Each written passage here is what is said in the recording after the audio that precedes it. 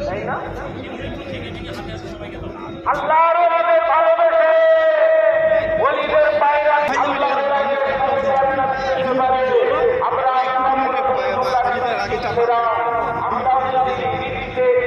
ওলিদের ভালোবাসি ইনশাআল্লাহ আল্লাহর ময়দানে ভালোবাসাটা কাজে জোরে বলুন সুবহানাল্লাহ। মানবে মানার মতো খুব আল্লাহর